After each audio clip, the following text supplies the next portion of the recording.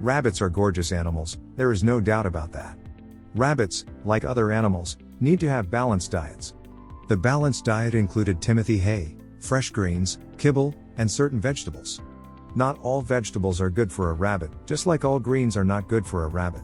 This would also mean that not all grasses are something that a rabbit should eat daily. Fresh and clean drinking water is something that you should also be supplying all day every day. Contrary to popular belief and cartoons, rabbits should not be eating root vegetables such as carrots too frequently. Carrots and fruit should be given as a special treat only once in a great while, not on a daily basis. What is wheatgrass? Wheatgrass is the first sprouts that begin to grow on the normal wheat plant. These sprouts can be used for making drinks, as a food source or as a dietary supplement. Wheatgrass is good for humans and rabbits. Wheatgrass is loaded with nutrients and vitamins. Although it does have all this nutrition packed into it, your rabbit's digestive system cannot handle a sudden change in the diet. The wheatgrass should only be given for a couple of minutes, while in the growing tray. This would be a special treat, not part of a standard diet. Wheatgrass is a type of hay, not bread or grains. Wheatgrass does not have as much fiber as Timothy hay. Wheatgrass also is not the type of hay that is going to work on wearing the teeth down for your rabbit. Remember, one of the main reasons they have hay is to contain the growth of their teeth. If their teeth start to grow too much, this is going to lead to dental issues for your furry rabbit. Another reason to not switch out the Timothy hay with wheatgrass is there is far less fiber in the wheatgrass.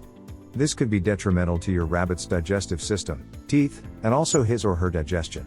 When you want to give a good mix of types of foods to your rabbit, stick with 3 to 5 different types. Never, ever, remove the Timothy hay from the menu though. That is one of those necessary foods your rabbit must have. If rabbits are left to run out in the yard, be sure there are no grass types or weeds growing that could be harmful to your rabbit. They will attempt to eat anything that looks good to them, and that is not always going to mean it is a safe food for their systems. There are so many warnings out there about the rabbit's diet, I really hate to add to that growing list. However, it is a must. Always speak to your vet when considering adding or removing something from your rabbit's diet. There are many important factors to keep in mind when it comes to the food that should be had and given.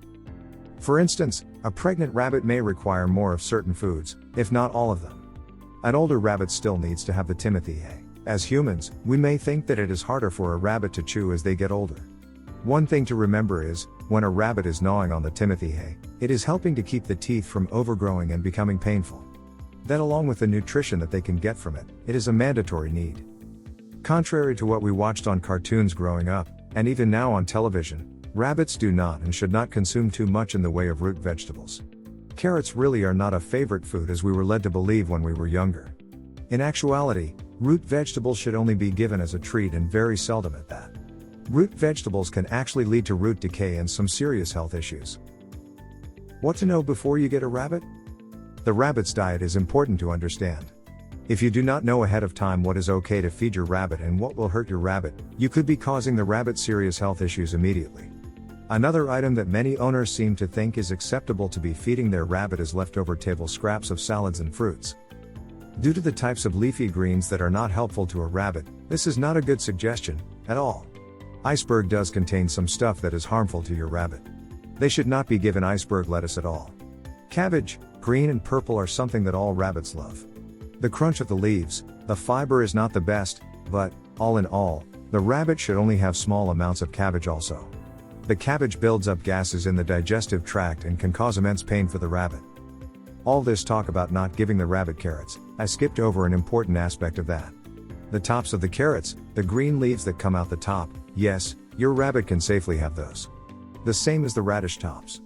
However, for lettuces and green leafy vegetables, stick with romaine, bib, arugula, and red leaf lettuce.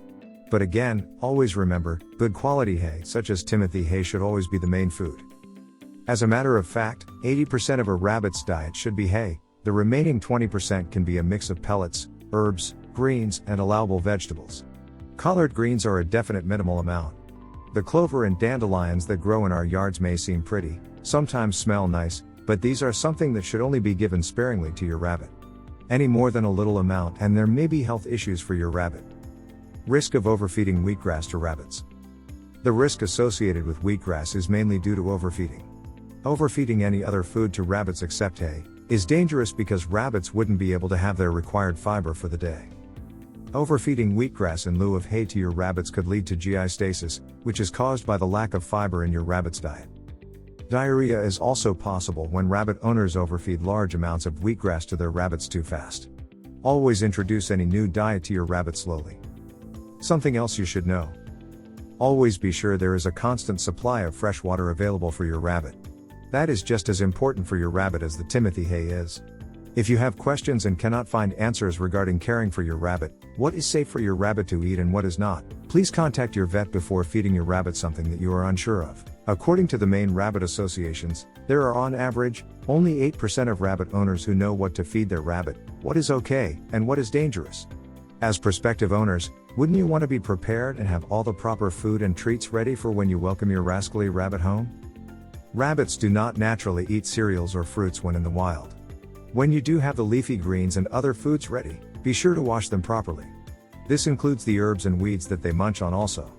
Be picky and look closely, especially if you happen to walk outside and picked a handful of grass.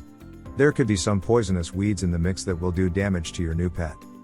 A helpful piece of advice, you know those clippings from when you cut grass? Yes, those that lay all over the yard, do not feed them to your rabbit. They could be seriously harmful to the digestive system of a rabbit. Any sudden changes to a rabbit's diet can be harmful to the digestive system and the overall health of your rabbit. Safety reminder. The quantity that you should be feeding your rabbit should be discussed with your vet. They can tell you how much a rabbit should be eating for their age, size, sex, and if they are pregnant or not. Overfeeding will cause obesity in your rabbit, which will lead to many other health issues. Too little food and your rabbit is not being given the amount of nutrients and vitamins or minerals that they need. By watching how much fecal matter they are leaving, you will be able to determine a little about the rabbit's health. For instance, if they have a soft matter that sticks to their bum, call the vet. This could mean that there is a serious issue with the rabbit. A rabbit will drop two types of fecal matter. It will either be hard pellets, or it will be soft lumps. They will automatically eat the soft ones, as these are a dietary need for rabbits. So if you see your rabbit eating off its bottom, please leave him or her be. This is built-in nature and instinct for them. They understand why they do it, we do not need to know.